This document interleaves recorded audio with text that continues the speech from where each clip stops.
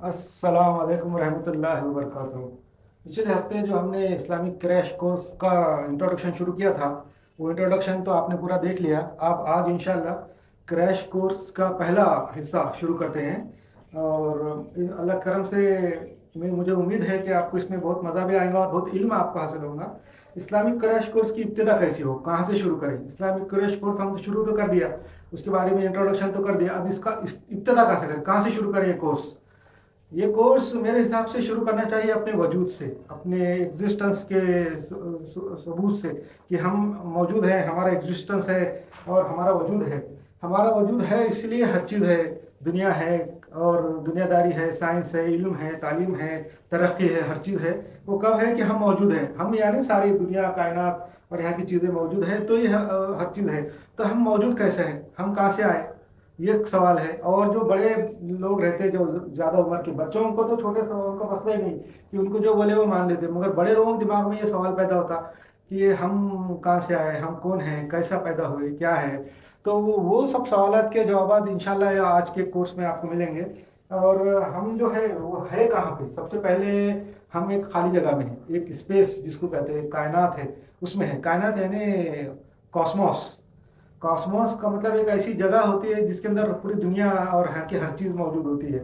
और आजकल के जदीद लेटेस्ट साइंसदानों ने तो ये तक मालूम किए कि कायनात में खाली हम अकेले नहीं हैं, हमारी ज़मीन या हमारा गैलेक्सी, हमारा सूरज और सितारे, बल्कि और भी दूसरे गैलेक्सी, सितारे, सूरज है जिसमें हो सकता है लाइफ भी हो, और इंसानों की तरह या जानवरों की तरह लोग भी वहाँ पे हो, मौजूद हो।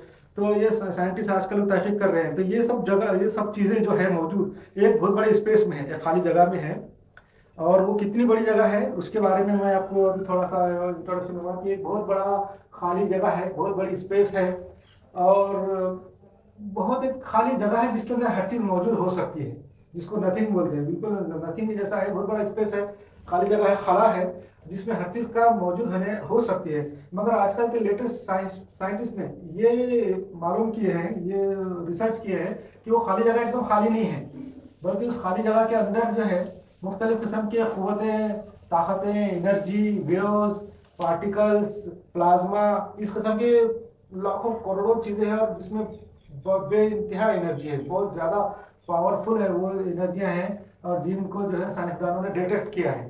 मगर वो खाली खाली नहीं है। मगर उस खाली जगह में जिसको हम स्पेस कहते हैं, तो उसके अंदर जो है हमारा सूरज है, हमारी ज़मीन है, और हमारी कायनात है, हमारी गैलेक्सी उसके अंदर है। गैलेक्सी यानी जिसको कहकशां बोलते हैं, उसके सबके बारे में मैं बताऊंगा, और उसका आपका अंदाजा हुआ कि कायनात बहुत बड़ी है।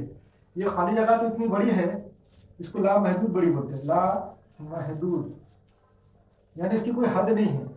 इनफाइनाइट, इनफाइनाइट बड़ी है।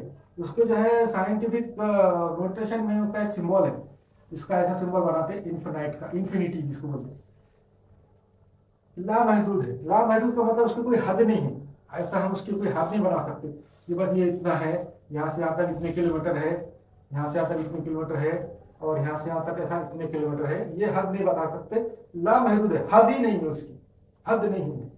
हद नहीं है का मतलब है बहुत बड़ी। अब आप, इसके लिए एक सवाल है लॉजिक का और मंतक का, जिसको उर्दू में बोलते हैं, कि लामहदूद के अंदर अगर खाली कोई चीज़ लामहदूद है, यानी इन्फिनाइट है, इन्फिनिटी है, कोई चीज़ इन्फिनाइट है, तो इसका मतलब उसके अंदर हर चीज़ तो हो सकती है, कितनी भी बड़ी हो, कितनी भी लंबी चौड़ी हो, उसके अंदर तो हो सकती है, मगर उसके बाहर कोई चीज़ नहीं हो सकती। क्यों? तो उसके बाहर भी वही है, उसके बाहर भी ये यही चीज़ है, लामहदूद ही बड़ा आगे है, उसके आगे भी लामहदूद है, यानी लामहदूद ही एक चीज़ है, बाकी सब चीज़ उसके अंदर हो सकती है। इसका मतलब है कि इन्फिनिटी दो नहीं हो सकती। एक इन्फिनिटी है समझो, इसका मतलब ये लामहदूद एक चीज़ है, तो दूसरी चीज़ लामहदूद नहीं हो सकती, लामहदूद एक ही हो सकती है। ये ध्यान में रखें कि जो समझ में आ रहा है ना, ये लॉजिक का पॉइंट है कि कोई चीज़ अगर लामहदूद है, कोई चीज़ अगर इन्फिनाइट है, इसका मतलब वो इन्फिनाइट चीज़ एक ही हो सकती है। जैसे आप अगर गिनते चले, 1 2 3 4 5 6, ऐसा करते करते तो कहाँ तक जाएंगे, गिनते गिनते करोड़ों अरबों खरबों करते करते, मगर उसका कोई हद नहीं है। कोई जगह आ जाके वो आपका नंबर खत्म नहीं होता कि वो इस जगह ये खत्म हो गया। लामहदूद है, इसका मतलब वो लामहदूद है। और उसके अलावा कोई नंबर अगर आप बोलेंगे कि कोई नंबर ऐसा है कि जो इससे भी बड़ा है, वो 1 2 3 4 आखिरी जो लामहदूद जिन उससे बड़ा है, तो वो हो नहीं सकता कि, तो वो लामहदूद तक गिनते हैं आप। वैसे ही कायनात जो है, जो खाली जगह है, वो लामहदूद है, इन्फिनाइट है। इसका मतलब दूसरी इन्फिनिटी उसमें नहीं हो सकती। अगर कोई एक इन्फिनिटी है, आप बोलेंगे एक है और दूसरी इन्फिनिटी भी है, तो दो इन्फिनिटी एक जगह नहीं हो सकती, दो दो लामहदूद नहीं हो सकते। ये अगर लामहदूद, उसको मान लीजिए लामहदूद है, इसका हद नहीं है। फिर दूसरी चीज अगर वहां है, इसका मतलब ये लामहदूद नहीं है। इसका मतलब ये है कि दोनों भी लामहदूद नहीं है। समझ गए आप कि अगर कोई चीज लामहदूद है तो वो एक ही हो सकती। अगर आप बोलेंगे दो इन्फिनिटी है या तीन इन्फिनिटी है, मतलब तीनों भी लामहदूद है, ऐसा नहीं हो सकता। कि तो सब लामहदूद का मतलब है एक ही, कि एक चीज की जब हद ही नहीं है जिसकी, तो दूसरी चीज उसके अंदर नहीं हो सकती। वो इसका मतलब लामहदूद एक ही चीज हो सकती है, दो लाइन हो सकती है। अगर दो इन्फिनिटी है, इसका मतलब वो इन्फिनिटी नहीं है, वो महदूद है, फाइनाइट नहीं है। ये होगी कायनात की वसत। और इसके अंदाजा करने के लिए एक मिसाल, कि जो हमारी जमीन है, हमारी जमीन जो है, उसका जो डायमीटर है, खुतर जिसको बोलते हैं, डायमीटर जो है 12,800 किलोमीटर है। 12,800 किलोमीटर जमीन का है। और जमीन बहुत बड़ी है, हम उसके ऊपर रहते हैं, घूमते फिरते, इसके उस पर इंसान तो इतने बारीक बारीक नजर आते हैं। अगर देखा जाए तो जैसा बैक्टीरिया, जैसा एक सेब है, सेब के ऊपर अगर बैक्टीरिया अगर घूमने लगे तो उनकी कोई हकीकत नहीं सेब के मुकाबले में। वैसे जमीन के ऊपर इंसान, जानवर, दरख्त वगैरह, पहाड़ है, वो बिल्कुल छोटे छोटे ऐसे हैं, बिल्कुल कि बिल्कुल दूर से जमीन गोली नजर, कितना भी पहाड़ है, बड़ा हो, हिमालय पहाड़ भी हो, तो वो ऐसा दूर से नजर नहीं आता, बल्कि बिल्कुल जमीन के बराबर नजर आता, जमीन गोल नजर आती। इतनी बड़ी जमीन है और उसके ऊपर इतने करोड़ों अरबों लोग रहते हैं, और उसके ऊपर जंगलात हैं, जानवर है, पानी है, हर चीज है। तो इसका जो डायमीटर है 12,800 है। और इसका जो मुहित है, जिसको खुतर बोलते हैं, ये खुतर जो है तकरीबन 40,000 किलोमीटर है। तकरीबन 40,000 किलोमीटर उसका खुतर है जमीन का, ये मुहित। और ये जमीन जो है हमारे हिसाब से तो बहुत बड़ी है, मगर सूरज जो है जमीन से बड़ा है। अगर ये सूरज पकड़ लिया हमने हमने ये तस्वीर कर ली, ये सूरज है इतना बड़ा, ये सूरज है। तो जमीन समझो, तो इसका डिस्टेंस तो मैं टू द स्केल नहीं बना रहा, एक अंदाजे के बनाएंगे। जमीन, ये जमीन समझिए नुक्ते के बराबर है। ये नुक्ता जो आपको नजर भी नहीं आ रहा होगा, ये नुक्ते के बराबर है सूरज के मुकाबले में। क्यों? क्यों तो जमीन का जो वॉल्यूम है, जमीन का जो हजम है, उसके मुकाबले में सूरज जो है 13 लाख गुना बड़ा है। सूरज अगर ऐसे नुक्ते, ऐसे 13 लाख नुक्ते अगर इसके अंदर आ गए, 13 लाख, जब एक सूरज के बराबर बनता। जमीन से सूरज 13 लाख गुना बड़ा वॉल्यूम के अंदर है, इतना ज्यादा बड़ा सूरज है। और अगर समझो जमीन सूरज की इतनी बड़ी है थी, तो हम सूरज के ऊपर घूम नहीं सकते थे, फिर नहीं सकते थे। क्यों? इतना दूर, इतने लाखों किलोमीटर कहां से हम घूम सकते हैं? हवाई जहाज में, बस में, किसी इंसान की जिंदगी में पॉसिबल नहीं रहता था कि ये यहाँ सूरज की जगह से निकल के इधर जाए या इधर जाए या चक्कर मार के आए। जमीन की तो आजकल जहां हवाई जहाज में लोग चक्कर मार के 1 दिन में 2 दिन में आ जाते, मगर सूरज का चक्कर मारना पॉसिबल नहीं था, इतना बड़ा सूरज है। और इस कायनात में, इस जो खला में, सूरज से भी बड़े बड़े सितारे हैं। कायनात में सूरज से बड़े बड़े तारे हैं। सूरज एक तारा है, एक सितारा है, जिसको एक स्टार बोलते हैं। सूरज से भी बड़े बड़े हैं, जिसका आप अगर इंटरनेट पे देखेंगे तो ये परसेंटेज है। जैसा जैसा कि सूरज के सामने जमीन है, वैसा ये दूसरे सितारे के सामने ये सूरज है। यदि ये सूरज है तो ये दूसरा तारा है। तो यानी सूरज से भी करोड़ों गुना, हजारों गुना ज्यादा बड़े तारे मौजूद हैं। और वो भी कितने तादाद में है? लाखों की तादाद में, करोड़ों की तादाद में आसमान में सितारे हैं, जिनकी कोई गिनती शुमार इंसानों को नहीं मालूम है। अभी तक जितनी दूरबीनें और इंसानों ने लगाए हैं, बनाए हैं, उससे पता चला है कि करोड़ों, अरबों, खरबों, जिसको इंग्लिश में बिलियन, ट्रिलियन बोलते हैं, इतने सितारे, इतने तारे सूरज से बड़े हैं। हमारी जमीन उसके मुकाबले में तो बिल्कुल धूल बराबर है।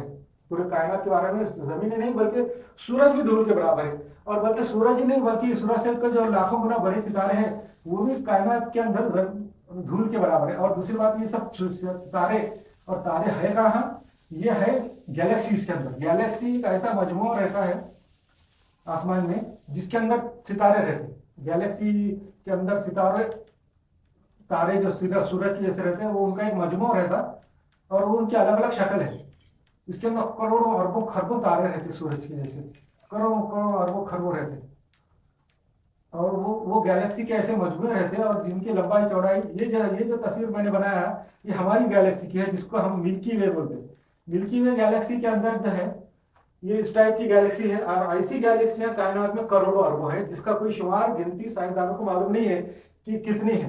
ये जो मैं अंदाजा बनाया आपको गैलेक्सी का तस्वीर, ये जो बनाया है वो ऐसी ऐसी गैलेक्सी कायनात में करोड़ों हैं। ये जो खाली जगह के अंदर करोड़ों हैं, और वो जब दूर से हमको नजर आते हैं ये नुक्तों जैसे नजर आते हैं। जैसे आप ये बोर्ड के ऊपर आपको नुक्ते नजर आ रहे हैं, ये ऐसे नुक्तों जैसे नजर आते हैं। और करोड़ों अरबों खरबों हैं जिनका कि कोई शुमार गिनती जिसके बारे में मालूम नहीं है। बल्कि साइंसदान ये बोलते हैं कि इनफाइनाइट है, लामहदूद है, इसकी कोई हद नहीं है, इतने हैं ये। और ये जो नुक्ते नजर आ रहे हैं आपको, ये सब गैलेक्सी है ये सारे। और हमारी जो गैलेक्सी है जिसको मिल्की वे बोलते हैं, वो साइंसदानों के हिसाब से जो इन्होंने देखा है, इनका बोलना है कि ये बिल्कुल ना ज्यादा बड़ी है ना ज्यादा छोटी है, मॉडरेट है, जिसको बोलते हैं कि बहुत। तो इसके बारे में आपको अंदाजा बताऊं मैं कि ये इसका यहां से यहां तक का डिस्टेंस, डायमीटर कितना है, इसका यहां से यहां तक का डायमीटर डिस्टेंस कितना है, वो बताने के लिए मैं आपको एक चीज बताऊंगा कि हमारे कायनात में, हमारे जमीन पे हम जो फासले गिनते, नापते फासले, वो किलोमीटर के हिसाब से रहते। मैंने जैसा बताया कि जमीन का जो मुहित है, जो सर्कमफरेंस है, वो 40,000 किलोमीटर है। हम ये किलोमीटर के हिसाब से देखते, किलोमीटर। मगर कायनात तो इतनी बड़ी लामहदूद है जिसकी कोई हद नहीं है, तो उसके सामने ये जो किलोमीटर जो पैमाना है वो बहुत छोटा है। किलोमीटर इतना छोटा है कि वो बिल्कुल जर्रा तो क्या, बहुत छोटा है। तो उसके लिए उन्होंने पैमाने दूसरे निकाले साइंसदानों ने। वो पैमाने ये निकाले कि साइंसदानों ने तहकीक किए और पता चला है कि जो रोशनी होती है, लाइट, जिसको लाइट बोलते हैं हम लोग, ये लाइट जो है उसकी एक रफ्तार का पता चला है कि ये लाइट जो है, ये टार्च है, ये टार्च चमकाया मैंने, ये टार्च है, ये टार्च की जो रोशनी है, ये जो रोशनी है, इसको यहां से मुकाम ए से ये बी तक जाने के लिए, मुकाम बी तक अगर जाना है, ये लाइट चली और ये बी तक पहुंची, यहां से यहां तक जाने के लिए 1 सेकंड में 3 लाख किलोमीटर चलती है। 3 लाख किलोमीटर 1 सेकंड में 3 लाख किलोमीटर जाती है रोशनी। 1 सेकंड सिर्फ, अगर ये बटन चालू किया यहां तक 1 सेकंड में ये 3 लाख किलोमीटर पहुंच गई। समझो ये टार्च से ये फासला 3 लाख किलोमीटर का है, और उसको ये जो टाइम लगता वो 1 सेकंड है, और वो जो डिस्टेंस है 3 लाख किलोमीटर है। अब ये आप ध्यान में रखिए कि ये जो लाइट है ये यहाँ से निकली और यहाँ से यहाँ तक चलते हुए गई, यहाँ बी तक पहुंची, 1 सेकंड हुआ, और कितने किलोमीटर चली, 3 लाख किलोमीटर चली।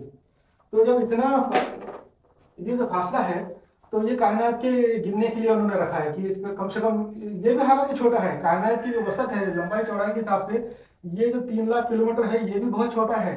मगर उन्होंने इसके लिए रखा है, चलो कम से कम इससे मालूम करेंगे तो कितना किलोमीटर है कायनात का। तो मैं आपको अंदाजा बताता हूँ कि जो जमीन, ये जो रोशनी है, रोशनी 1 सेकंड में 3 लाख किलोमीटर चलती है। 1 सेकंड में 3 लाख किलोमीटर, 3 लाख किलोमीटर जो है रोशनी चलती है। अब अगर समझो रोशनी को 1 मिनट में चलने का, 1 मिनट में कितना किलोमीटर चलेंगी वो, और फिर 1 घंटे में कितना किलोमीटर चलेंगी, 60 मिनट में, 60 मिनट में कितने किलोमीटर चलेंगी, और फिर 24 घंटों में कितने किलोमीटर चलेंगी, और समझो फिर 30 दिन में कितना चलेंगी, यानी 1 महीने में, और 1 साल में कितने किलोमीटर चलेंगी, 1 ईयर है, ईयर में कितने किलोमीटर चलेंगी। ये सब साइंसदान हिसाब से कैलकुलेटर से हम मालूम कर सकते हैं। कैलकुलेटर से हम ये मालूम कर सकते हैं कि 1 साल में कितने किलोमीटर चलेंगे। तो अभी आपको मैं बताता हूँ, ये अंदाजा इसलिए बताया मैंने आपको कि ये जो हमारी जो कहकशां है, गैलेक्सी है, जिसको मिल्की वे बोलते हैं, वो मॉडरेट है, यानी बहुत ना बड़ी है ना बहुत छोटी है, ना मतलब मुतनासिब है, दरमियानी किस्म की है। तो उसका जो डायमीटर उन्होंने नापने के लिए जो पैमाना रखा है, वो जो है लाइट का ईयर है, जो रोशनी का साल है, कि 1 साल में रोशनी, जैसा अगर यहाँ टार्च लगा है ये गैलेक्सी की सिरे पे, और वो रोशनी यहाँ चलते चलते चलते यहाँ पहुंची, तो हमको डायमीटर पता चलेगा। तो ये जो डायमीटर पता चल गया हमारे को, ये रोशनी का, तो रोशनी को, लाइट को यहाँ से यहाँ से यहाँ तक जाने के लिए 2.5 लाख साल लगते। 2.5 लाख साल यहाँ से यहाँ तक जाने के वास्ते उसको लगते, रोशनी को 2.5 लाख साल लगते। 2.5 लाख सेकंड नहीं, 2.5 लाख घंटे नहीं, 2.5 लाख साल लगते यहाँ से यहाँ तक पहुंचने के लिए। इतनी बड़ी हमारी ये गैलेक्सी है, जिस हमारी जो मिल्की वे है, और जिसको हम छोटे बोलते, बहुत बड़ी नहीं बोलते। 2.5 लाख साल उसको यहाँ से यहाँ तक लगते।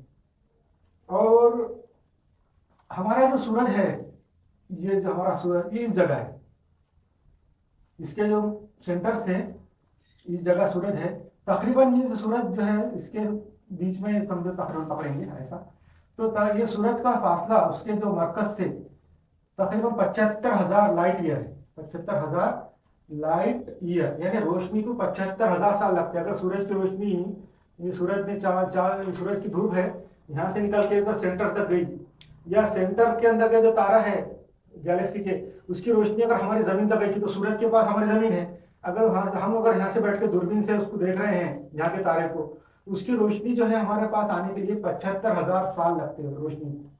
और ये सूरज जो है, ये बाकी सितारों के साथ ये गैलेक्सी की चक्कर मारते रहता, गैलेक्सी घूमते रहती है, और ये सूरज भी इसके अतराफ चक्कर मारते रहता। जैसा हमारी जमीन ये जो सूरज है, सूरज के तरफ चक्कर मारते रहती, 1 साल हो जाता, यहाँ से यहाँ तक एक चक्कर मारी 1 साल, यहाँ से चक्कर मारी 1 साल। वैसा जो है ना, ये सूरज जो है हमारा, ये गैलेक्सी की तरफ चक्कर मारता। तो ये जो सूरज का जो चक्कर मारना है, उसका जो बारे में मैंने यहाँ लिखा हुआ है कि कितने साल लगते सूरज को चक्कर मारने के लिए।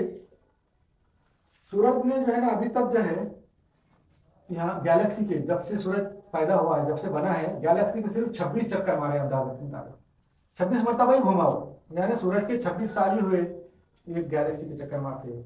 और सूरज जो है कितने दिनों में चक्कर मारता है? एक चक्कर, यहाँ से अगर सूरज का चक्कर यहाँ शुरू हुआ गैलेक्सी का, यहाँ पहुंचा, उसको जो है ना 212 मिलियन किलोमीटर जो है, उसको मिलियन ईयर लगते, उसको 212 मिलियन ईयर का टाइम लगता सूरज को, मिलियन लाइट ईयर। यहाँ से यहाँ तक चक्कर मारेगा उसको 212 मिलियन साल लगते हैं, समझो, लाइट ईयर नहीं बोलेंगे, साल ही लगेंगे। सूरज यहाँ से जब निकला, एक चक्कर मार के यहाँ तक आया, तो 212 मिलियन साल में यहाँ पहुंचता। इतनी बड़ी गैलेक्सी का हमारा सेंटर है, जिसको हम छोटी गैलेक्सी बोलते हैं, जो ज्यादा बड़ी नहीं है, मॉडरेट है। और इससे बड़ी बड़ी गैलेक्सी ये कायनात में मौजूद है। ये जो खाली जगह खला है, इसके अंदर जो है इससे बड़ी बड़ी गैलेक्सी मौजूद है, इससे भी बड़ी बड़ी। हमारी गैलेक्सी छोटी है, इसके करीब एक और एक है जिसको एंड्रोमेडा गैलेक्सी बोलते हैं, उसकी भी शक्ल ऐसी है, ऐसी बहुत बड़ी है वो भी। तकरीबन गैलेक्सियाँ ऐसी शक्ल की है, कुछ जो है अलग अलग है, ग्लोबुलर है, ऐसी है, कुछ ऐसी है, और कुछ अलग अलग किस्म की गैलेक्सी है। और ये हमारे ये जो एंड्रोमेडा है गैलेक्सी, वो हमारे से करीब है, ऐसा इनका साइंसदानों का ख्याल है कि उन्होंने ढूंढ ढांड के निकाला है, और पता चला है कि वो हमारी जमीन से करीब है। मगर वो करीब का मतलब ही है कि कई मिलियन लाइट ईयर है, वहाँ जमीन से वहां तक का फासला कई मिलियन लाइट ईयर है। एंड्रोमेडा का जो फासला है वो कई मिलियन लाइट ईयर है। कहकशां के मरकज से जो है 2000 सूरज और रोशनी बाहर आने के लिए तकरीबन 100 साल। देखो अभी जो है हमारा जो सूरज है, इसके बारे में और एक बात बताना है कि ये सूरज से जमीन तक रोशनी को आने के लिए, अगर यहाँ से सूरज की धूप निकली, जमीन तक पहुंचने के लिए 8 मिनट लगते।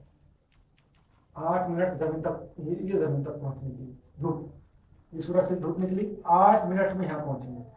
और ये जो हमारी गैलेक्सी है, गैलेक्सी का सेंटर, इसके बारे में तो ऐसा है कि यहाँ से यहाँ तक रोशनी जाने के लिए 2.5 लाख साल लगते, 2.5 लाख साल रोशनी को लगते, इतना बड़ा है।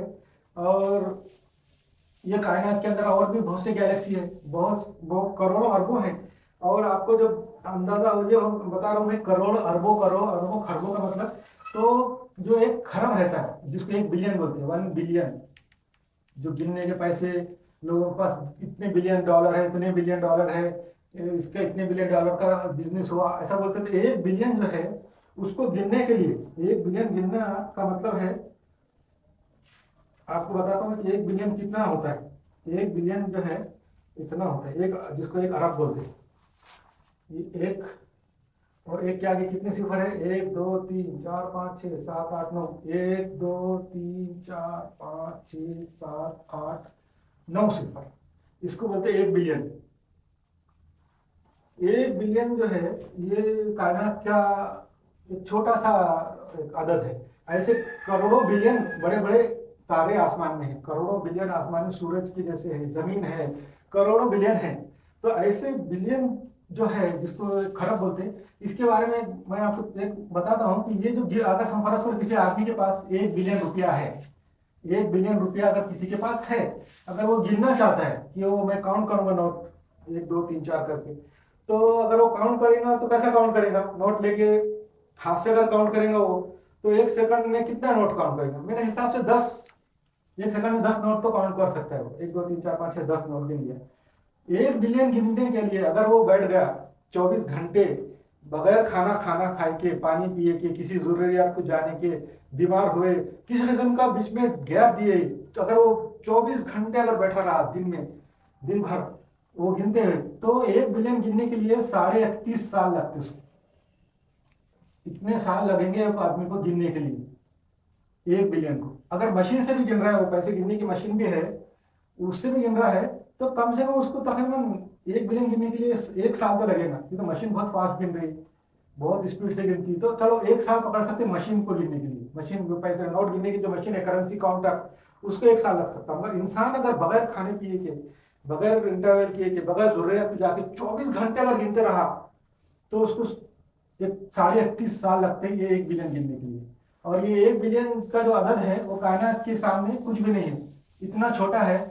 और ऐसे कई करोड़ों अरबों बिलियन चीजें कायनात में मौजूद है, मादे मौजूद है, और ऐसे पत्थर जो मादा जिसको बोलते हैं, जो मटेरियल है वो मौजूद है। एक मटेरियल के अंदाजा करने के लिए आप एक पत्थर हाथ में ले लो, कोई एक अच्छा सा पत्थर, सख्त मजबूत, एक आधा किलो पौन किलो का हाथ से ला के आप हाथ में ले लो, तो आपको पता चलेगा कि ये मटेरियल के अंदर कोई वजूद है। ऐसा करके देखेंगे आप, तो आपको पता चलेगा कि ये कोई चीज है, मौजूद है, कायनात खाली नहीं है, ये कोई खाली जगह है, पूरा रूम है, कमरा है, आपको खाली नजर आ रहा है। मगर जब पत्थर हाथ में ले लेंगे तो आपको किसी चीज के वजूद का अंदाजा होगा, हाँ ये कोई चीज है, सख्त मजबूत और ठोस मौजूद है।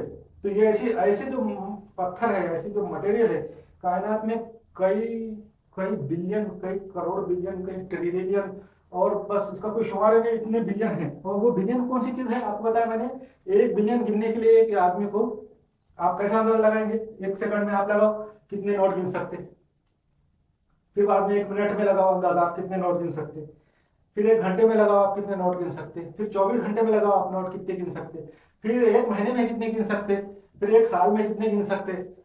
अगर आप फिर भी गिनेंगे तो वो जो साल लगेंगे आपको, तो 31.5 साल लगेंगे 1 बिलियन गिनने के लिए। सिर्फ 1 बिलियन गिनने के लिए 31.5 साल लगेंगे। तो वैसी कायनात के जो अंदर सितारे, तारे, जमीन, डिस्टेंस, फासले जो है कोई करोड़ बिलियन है। एक गैलेक्सी से दूसरी गैलेक्सी, एक गैलेक्सी से दूसरी गैलेक्सी के बीच का फासला, रोशनी को, रोशनी अगर यहाँ से निकली है गैलेक्सी से और ये गैलेक्सी तक पहुंची, उसको कई कई बिलियन साल लगते, कई करोड़ बिलियन साल भी लग सकते, इतने साल लगते हैं हमारे पास पहुंचने के लिए। अभी तक जो है ना, लोगों ने सिर्फ 13 बिलियन साल तक का, 13.5 बिलियन साल तक का मालूम करे कि एक गैलेक्सी से दूसरी गैलेक्सी तक रोशनी जाती, 13.5 बिलियन साल लगेंगे लाइट को। तो उसके आगे का तो साइंसदानों को पता नहीं है। 13.5 बिलियन तक का ही उनके दूरबीनों ने, उनकी मशीनों ने चेक कर सके या डिटेक्ट कर सके कि ये इतने साल लगते। और कायनात में और फासले दूर दूर दूसरे ज्यादा है, जो इतने बिलियन साल से भी ज्यादा है। और दूसरे जो सितारे हैं कायनात में, तारे हैं, वो बिल्कुल उनका जो है ऐसा इतने ज्यादा है, करोड़ बिलियन है, कि वो बिल्कुल धूल के जैसे नजर आते हैं। कौन से? गैलेक्सी, जो गैलेक्सी जिसके बारे में बताया मैंने कि उसका रोशनी को, हमारी जो छोटी गैलेक्सी है उसके एक सिरे से दूसरे सिरे से तरफ रोशनी को, टार्च की रोशनी को पहुंचने के लिए 2.5 लाख साल लगते। ऐसे इससे बड़ी बड़ी गैलेक्सियां जो है हमारी गैलेक्सी से बड़ी, वो ऐसे इतने ज्यादा है कि वो ऐसे नुकते नजर आते, ऐसा नजर आता है जैसे कायनात में नुकते हैं। और ये नुकते जो है आपस में सबका उनका ताल्लुक है, इनका एक जाल बना हुआ है, जैसा मछली का जाल होता है ना, ऐसा जाल बना हुआ है इनका, सब एक दूसरे से मछली पकड़ने का। या आप मछली पकड़ने के बारे में मत सोचिए, ये वॉलीबॉल का जो जाल रहता है, नेट, ऐसा जाल इनका बना हुआ है। किनका? ये सब गैलेक्सी का आपस में एक दूसरे के साथ ग्रेविटी के साथ ही कनेक्ट है।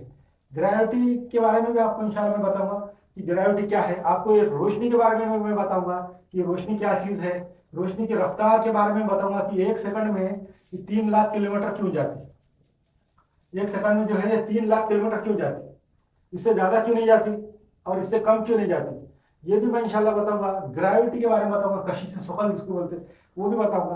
तो ये सब जो आसमान में जो गैलेक्सी है बिल्कुल धूल की जैसे ऐसा दिखता है, जैसा ये अगर रोशनी के सामने अगर धूल ऐसे उड़ा दिए तो बारीक बारीक जर्रे नजर आते हैं धूल के। तो ये धूल के जर्रों के जैसे ये गैलेक्सी है। इतनी बड़ी कायनात है, ये इतनी बड़ी दुनिया है, कायनात है कि उसके अंदर जो है ये सब गैलेक्सी मौजूद है और ये सब जर्रे मौजूद है और उसमें इतना मटेरियल है, इतना सामान है, इतना जो है हर किस्म की चीजें हैं और मादे हैं, धाते हैं और उसमें हैरत अंगेज चीजें हैं। ऐसी हैरत अंगेज चीजें हैं कि जो साइंटिस्ट है वो भी खुद हैरान है कि ये चीजें आई कहाँ से।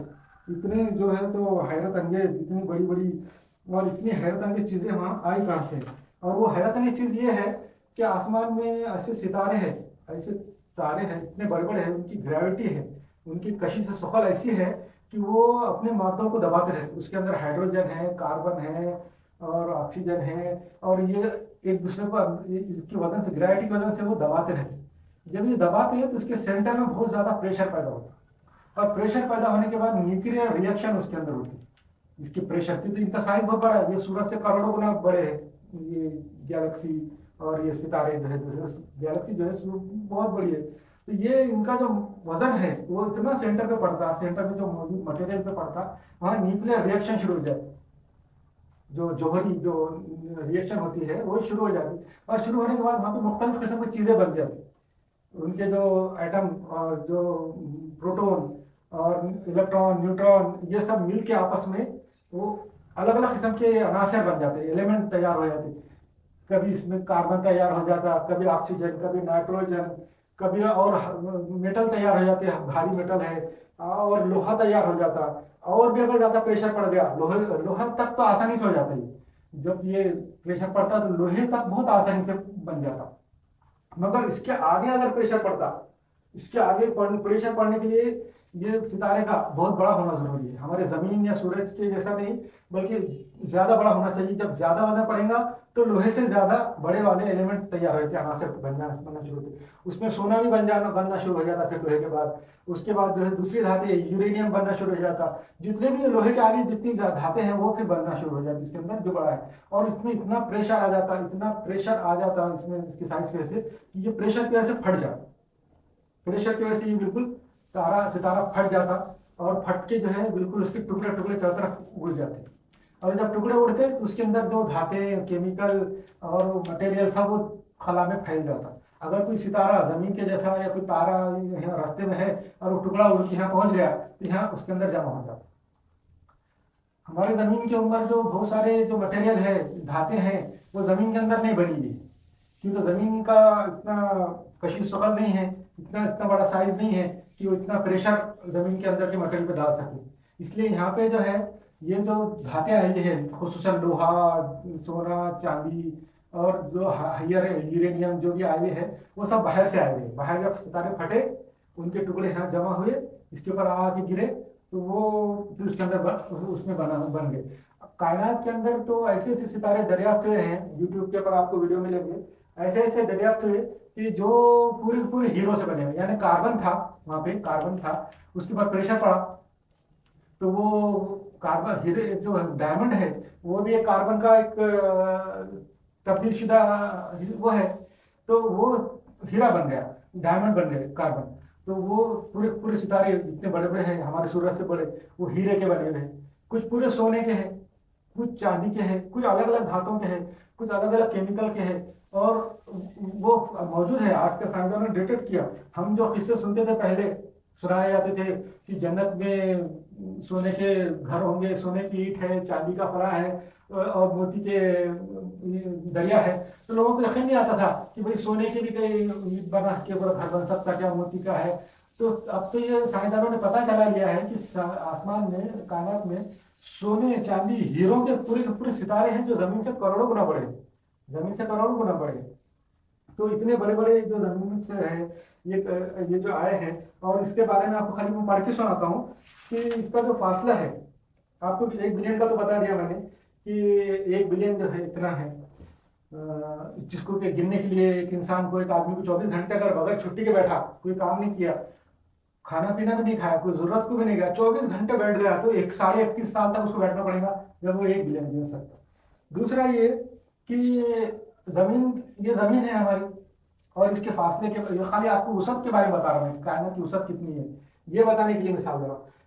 फर्ज करो हमने दरियाफ्त कर लिया कि एक दूसरा सैयारा है, जमीन, अभी जमीन के ऊपर हालात तो खराब होते जा रहे, मेटल खत्म हो रहा, मौसम खराब हो रहे, इंसानों के रहने के काबिल नहीं रही, हमने सब उसमें से धातें निकाल लिए, सोना चांदी तांबा ये सब हम निकाल निकाल के यूज कर रहे। लोहे का तो बुरा हाल है कि हम तो रोज लोहे को इतना इस्तेमाल करते, कीले, पट्टियां, स्टैपलर, ये वो इतने इस्तेमाल होते और इतने फेंके जाते, जमीन में चले जाते, उनको रिकवर करना मुश्किल है, जमीन मिट्टी में से निकाल के फिर से प्रोसेस करना मुश्किल काम है। जमीन में से जो लोहा निकलता है वो निकलते रहता है, और वैसे दूसरी धातें हैं, तांबा है, कॉपर है, ये तो बिल्कुल खरीबुल खत्म है, जो काम की दूसरी धातें हैं, यूरेनियम तो बहुत कम है। तो ये साइंटिस्ट का ये बोलना है कि अब जमीन जो है धीरे धीरे हमारी वो उसकी चीजें, रिसोर्सेस खत्म होते जा रहे हैं, तो हमको दूसरी जिंदगी, दूसरी जमीन तलाश करना पड़ेगी, जो दूसरे दूर जो है जहाँ पे हम जाके रह सकते हैं, नई जमीन। तो साइंसदानों ने बस ऐसा सोचे कि हम एक रॉकेट बनाएंगे, एक रॉकेट बनाएंगे और उसमें बैठ के वो वहां पे पहुंचेंगे। ये रॉकेट है, ये यहाँ जा रहा है समझो। तो अब इसका अंदाजा ये है कि ये जमीन से जो दूरी है, अगर हमारे जमीन से दूसरा अगर कुछ पता चला इन लोग साइंसदानों की यहाँ पे भी लाइफ हो सकती, तो ये इतना दूर है, इतना दूर है कि ये रोशनी को अगर यहाँ से टार्च चमका है हमारी जमीन से, टार्च अगर चमका दे, इसकी रोशनी समझो ये है, ये टार्च चमकी और इसकी रोशनी गई, ये जा रही है और जाते जाते यहाँ पहुंची, तो रोशनी को भी तकरीबन मेरे हिसाब से 10 लाख साल तो लगेंगे। रोशनी 10 लाख साल यहाँ पहुंचने कैसे लग सकते, 20 लग सकते, मालूम नहीं कितनी दूर है वो।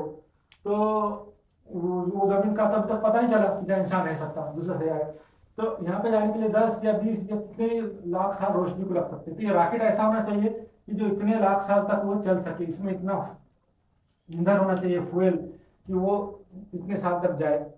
नंबर दूसरा, इसमें जो लोग बैठे रहेंगे तो उनकी उम्र क्या है, कितने दिनों में, तो वो लोग जो इसमें बैठे रहेंगे इतने लाख साल, जिसको लाइट को लगती है, रॉकेट को इतने 10 लाख साल नहीं लगते, बल्कि रोशनी को लगते, रॉकेट को तो फिर करोड़ों अरबों साल लगेंगे यहाँ पहुंचने के लिए।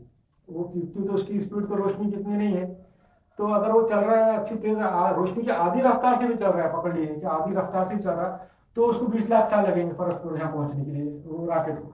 तो उसमें इतना ईंधन होना चाहिए जो 20 लाख साल चले, इतने लोग होना चाहिए कि अगर ये मर जाए, उनकी औलाद हो तो उनको ट्रेनिंग देना चाहिए कि ये रॉकेट कैसे चलाना है, उनका खाने पीने का इंतजाम है, उनकी बीमारी है, उनका इलाज है, उनके लिए दवाएं हैं, केमिकल है, ये रॉकेट के जो है स्पेयर पार्ट है, अगर ये बिगड़ गया तो सुधारने के लिए भी दूसरा चाहिए, और खेती बाड़ी करने का सामान, खाने पीने के लिए खेती बाड़ी होना चाहिए, उनको पानी का इंतजाम हो, ऑक्सीजन का हो, यानी इतना करोड़ों साल तक जो है उसके अंदर जो है सामान मौजूद होना चाहिए जब वहां पहुंचेगा। इसका मतलब इंसान जो है अगर दूसरी दुनिया दरियाफ्त हो भी गई तो यहाँ तक पहुंच नहीं सकता, क्यों, तो वो ऐसा रॉकेट नहीं बना सकता।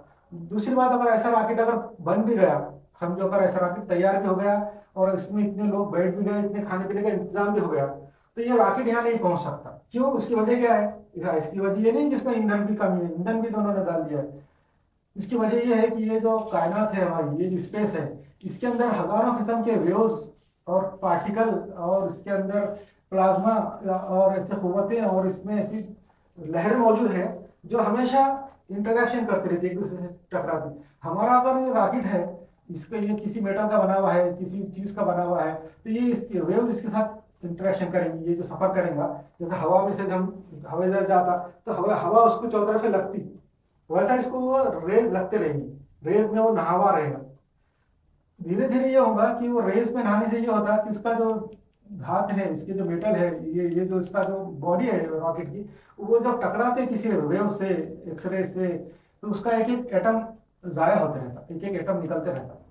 ये आसमान कायनात में है, जब कोई चीज बॉडी पास होती है लहरों में से या पार्टिकल के टकराव से, उसमें ये जो खला के अंदर पार्टिकल बहुत सारे हैं, न्यूट्रॉन भी है, इलेक्ट्रॉन भी है, प्लाज्मा पार्टिकल भी है, वो सब टकरा के एक एक एटम उसका बाउंड निकालते रहते। एक टकराया, कोलाइड करा, एक एटम को निकालते, नॉकआउट, जिसको नॉकआउट बोलते हैं, एक नॉक लगा उसको, एक नॉक, तो इसमें इसके जो एटम है वो महदूद होंगे, लामहदूद एटम का बना हुआ नहीं है ये रॉकेट।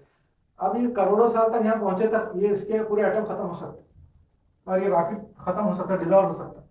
तो ये दूसरी वजह ये है कि वो यहाँ पहुंचेगा नहीं, क्योंकि रास्ते में ये डिजॉल्व हो जाएगा, खत्म हो जाएगा, तो पूरे एटम एक एक करके पूरे उसके निकल जाएंगे और वो खत्म हो जाएंगे। इतना बड़ा फासला है, इतना बड़ा डिस्टेंस है। इसी बात को जो है कुरान शरीफ में आयत से बताया गया है कि तुम जो है ना, इंसानों को कहा गया है, जिनों को और इंसानों को अल्लाह ताला ने, कि तुम जो है ना भाग के यहाँ जमीन से या आसमान से भाग के हमसे जो है ना, हमको हरा नहीं सकते, हमको आजिज नहीं कर सकते। ये कुरान शरीफ में आयत है कि तुम लोग हम जमीन से भाग नहीं सकते। आज से 1440 साल पहले अल्लाह ताला ने सूरह मरियम में, सूरह मरियम की 66वीं आयत है, सूरह मरियम की नहीं है, सूरह मरियम की तो दूसरी आयत है, वो ये है कि इंसान शक करता है। शक करना जो है इंसान की फितरत है। हम लोग जो इतना वसत के बारे में, अपने वजूद के बारे में जो पढ़ रहे हैं, तो वो इंसान के शक के बारे में है कि भाई हम है क्यों, कहाँ से आए। तो ये शक है, शक करना इंसान की फितरत है। सूरह मरियम में जो उसकी जो आयत है 66, उसमें यह फरमाया गया है कि इंसान जो है ना, ये कहता है कि मैं अगर मर जाऊंगा तो फिर जिंदा करके उठाऊंगा क्या। ये शक करना है। शक करना फितरत इंसानी है, शक करना बुरी बात नहीं है। शक करने से इल्म में इजाफा होता है कि शक करने के बाद उसके बाद उसका दिमाग सोचता है, सोचने से सही जगह पे पहुंचता है। अल्लाह ताला ने इंसान का दिमाग बनाया है इसीलिए कि ताकि वो सोचे और सही जगह पे पहुंचे। तो ये जो दूसरा जो आपको बता रहा था कि ये जो भाग नहीं सकते, उसकी आयत का जो नंबर है वो सूरह अंकबूत की है। सूरह अंकबूत की 22 नंबर आयत है, जिसमें इंसान को ये बताया गया कि आप यहाँ से जमीन से या आसमान से भाग के हमको आजिज नहीं कर सकते। अल्लाह ताला ने बोला तुम भाग नहीं सकते। और आज साइंस ने भी साबित कर दिया कि इंसान जमीन से रॉकेट में बैठ के भाग नहीं सकता, दूसरी तरफ जा नहीं सकता ही नहीं। दरियाफ्त कर दिया, दूरबीन से खाली देख सकता कि वहाँ कायनात है, जमीन है, वहाँ पे मौजूद जिंदगी, मगर वहां तक जा नहीं सकता, खाली देख सकता। क्योंकि जाने के लिए तो मैं आपको बता दिया कि क्या क्या उसके लिए उसके साथ हो सकता है। और भी बहुत सारी बातें इसके अंदर है कि जमीन का जो, जमीन के जो चक्कर है सूरज की तरफ, सूरज के जो चक्कर है, ये सारी इसमें बातें लिखी हुई है। और अल्लाह ताला की ने कुरान शरीफ में एक आयत भी बताई हुई है, इन्न फी खल्क़ समावात वल अर्ज़ लआयात लिक़ौमिन याक़िलून। इस सूरह बकरा की 164वीं आयत है। यानी अल्लाह ताला फरमाता है कि बेशक जमीन और आसमान की तख्लीक में, जमीन और आसमान की क्रिएशन के अंदर निशानियां हैं। किनके लिए? जो वो लोगों के लिए जो अकल रखते, सोचते। जैसा भी मैं आपके कुरान की आयत पढ़ के सुनाया कि लोग शक करते, सोचते, वो जो वैसे सोचने वालों के लिए इसमें आयत है, निशानियां हैं कायनात की तख्लीक में, आसमान, जमीन और उसके खला के जो क्रिएशन में जो है निशानियां हैं लोगों के लिए सोचने के लिए। तो वो निशानियां देखने के लिए देखना चाहिए और हमको सोचना चाहिए, और ताकि इससे पता चले। और ये जो मैं आपको बता रहा हूँ कायनात की वसत, ये इसलिए बता रहा हूँ कि आपको ये अंदाजा हो जाए कि ये कितनी बड़ी है, कितने दूर, उसमें क्या कितने मौजूद मटेरियल है। इंशाल्लाह हम हमारा नमाज की बात करेंगे। अब अज़ान हो रही है।